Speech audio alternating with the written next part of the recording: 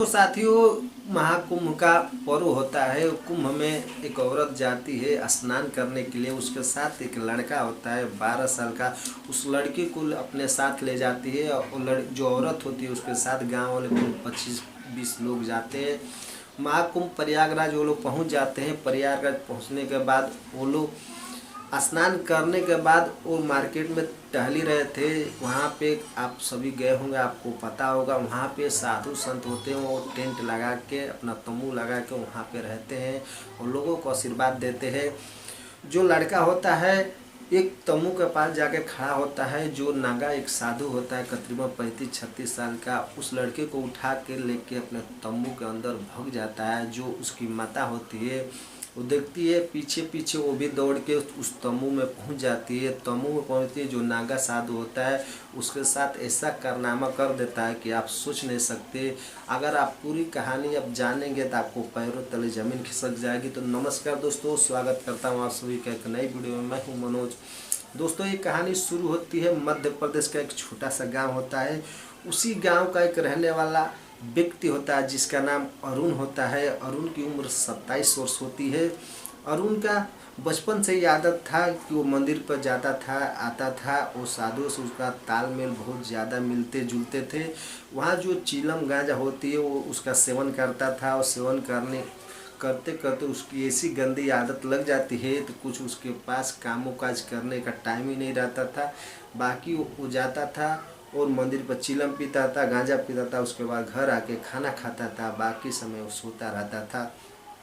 कुछ दिन के बाद उसके माता पिता देखते हैं। देखने के बाद उसके माता पिता ये सोचते हैं कि चलो ना हम अरुण की शादी कर दे। शादी के बाद क्यों ना ये सुधर जाए।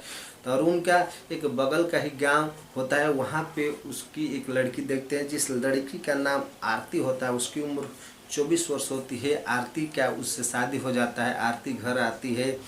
उसके जो माता पिता अरुण के होते हैं ये सोचते हैं कि आरती के आने के बाद हो सकता है ये सुधर जाए, मंदिर पना जाए, गांजा जो चिलम में ना पिए।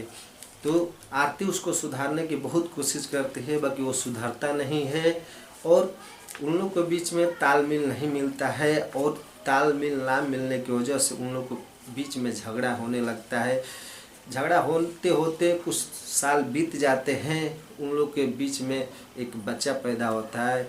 बच्चे का उम्र धीरे धीरे बढ़ते जाता है। उन लोग का शादी के तकरीबन 2 वर्ष हो जाते हैं। 2 वर्ष होने के बाद भी अरुण होता है वो सुधारता नहीं। वही पुरानी उसकी आदत होती है।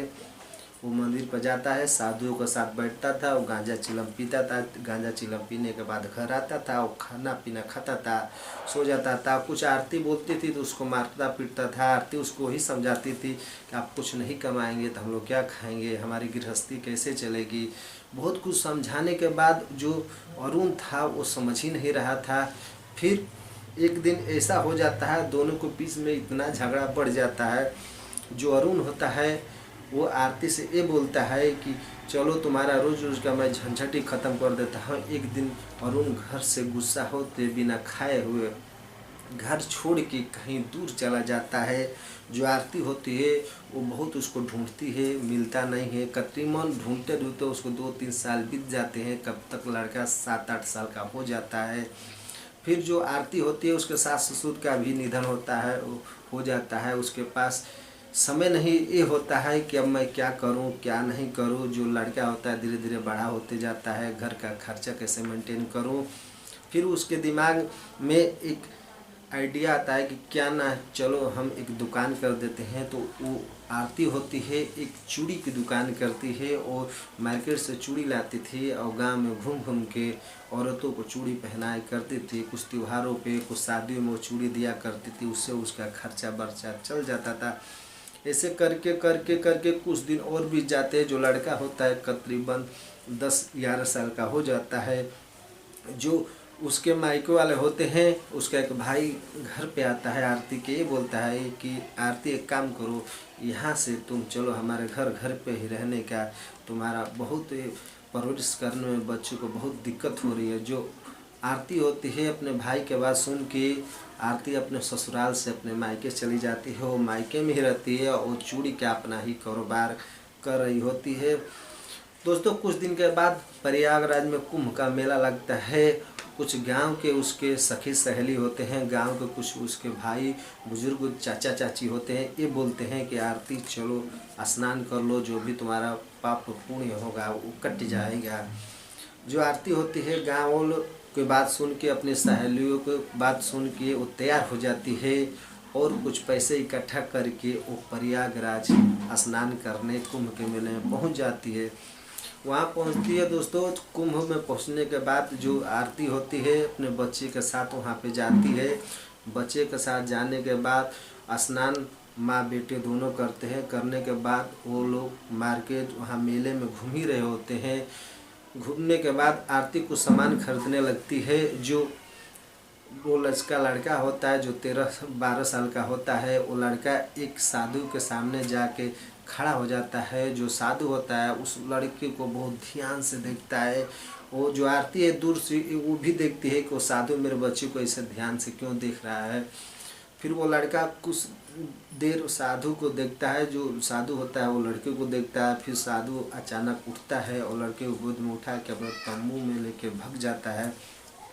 जो आरती होती है कुछ दूर होती है, देख के वो चिल्लाती हुई दौड़ती हुई आती है, वो भी तम्बू में ढुक जाती है। जो तम्बू में ढुकती है, जब आरती नज़दीक जाती है तो उसका कुछ चेहरा जाना पहचाना लग रहा होता है। फिर वो आरती से ये बोलती है और साधु ये बोलता है कि क्या आरती तुम कैसी हो।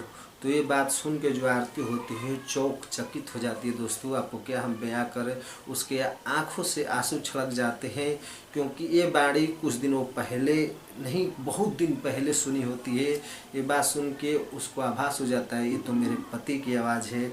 फिर वो साधु खुद अपना परिचय देता है कि मैं अरुण हूँ, मैं तुम्हारा पति हूँ। ये सब सुन के जो आरती होती है रोने लगती है और बोलती है कि आपको मैं कितना दिन से ढूंढ रही हूँ, कहाँ कहाँ नहीं ढूंढी, आप कहाँ चले गए थे। जो अरुण होता है बोलता है कि मैं एक अखाड़े पे गया था, वहाँ मैं एक महंत जी के पास जाकर उनका शिष्य बन गया। शिष्य बनने के बाद मैं यहाँ कुंभ में आया, यहीं पे मैं बच्चे को देखा, तुमको देखा, तो मुझे आभास हुआ कि नहीं मेरा ही बेटा है। जो आरती होती है बहुत ही ज़ोर ज़ोर से रोने लगती है। जो उसके साथ गई होते हैं कुछ लोग वो भी इकट्ठे हो जाते हैं, कुछ साधु इकट्ठे हो जाते हैं। फिर कुछ साधु होते हैं ये सवाल करते हैं आरती से कि तुम बच्ची को रो क्यों रही हो। तो जो आरती होती है ये बताती है कि साधु बाबा ये मेरे पति हैं, मुझे छोड़ के बहुत दिन पहले घर से भाग गए थे, आज मिले हैं। ये सब बात सुन के जो अगल बगल के लोग थे वो भी चकित हुए, जो साधु लोग थे वो भी चकित हुए। फिर जो अरुण होता है जो साधु के भेष में होता है ये आरती से बोलता है कि मैं तुम्हारे साथ चलूँगा गांव पे, मैं वहीं पे मंदिर पे रहूँगा। एक काम करो, लो पैसे और बच्चे को कुछ ले जाके खिला दो, खरीद लो। जो आरती होती है वो मना कर देती है।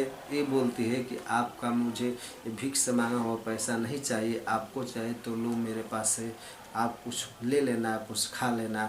आरती होती है वो उसको कुछ साधु जी जो अरुण होता है उसका पति होता है, जो साधु बना होता है, उसको कुछ पैसे देती है। पैसे देने के बाद अरुण बोलता है कि मैं तुम्हारे साथ मैं तुम्हारे गांव चलूँगा।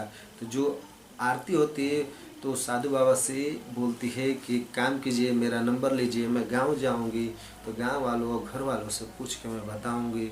फिर आरती वो कुंभ के मेले से अपने घर के लिए रवाना हो जाती है, घर चली जाती है। फिर घर जाने के बाद 2-3 दिन बीत जाते हैं। एक दिन जो साधु अरुण होता है उसका पति होता है, एक दिन कॉल करता है, कॉल करके पूछता है क्या आरती मैं आऊँ।